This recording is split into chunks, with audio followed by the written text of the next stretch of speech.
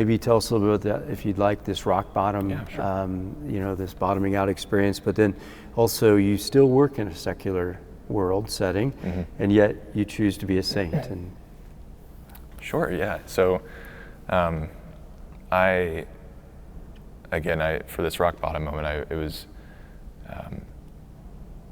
I really got caught up in kind of this, I am never satisfied with what's going on in my life. It's I want more and more and more, and I want crazier and crazier and crazier things, and I just cannot get enough of it. And so at one point I broke, and I went to a woman's home that was not my girlfriend's, and cheated on her. And during that moment, I'd also been drinking all night. I had done drugs. And I was also being unfaithful to my girlfriend at the time. And I had realized in that moment. Sorry, let me back up. When that had happened, the drugs like really did something to me. I never witnessed anything like that before, but the woman I was with really was scared, I think for her own safety and for mine, and sat me down on her couch, and I had this complete, just what was like an out-of-body experience. It felt like my spirit had pulled away from me. And I just remember, I mean, it was only a few hours. It was probably 3 or 4 hours of me sitting on that couch.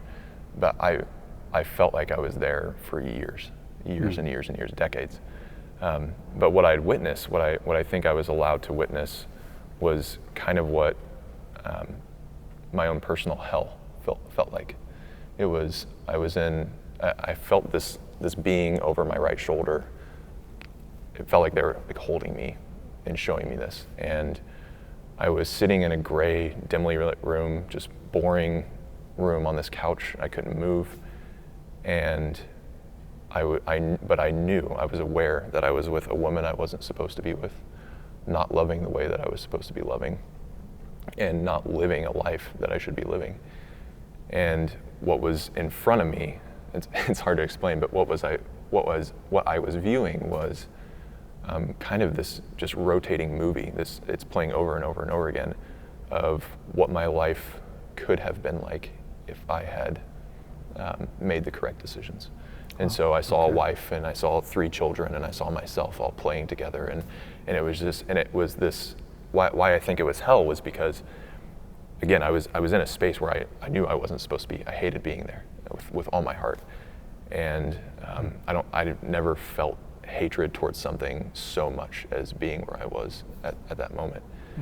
And but that feeling was, I was getting happy and happy and happy because I could see my family, and we were happy, and I was playing with them, and it was wonderful. And then the drop off, because I know that I couldn't have that now. Like, that's how I felt at the time, because I had made these bad decisions and put myself in bad spots. And so I came out of that, and I ran outside, and she was in an apartment complex, and I stood on the very edge of the top floor of her apartment complex parking garage. I was ready to just stop, because I felt like I had nowhere to go. I wasn't living life the way that it should be, in a loving way, and I was a terrible person.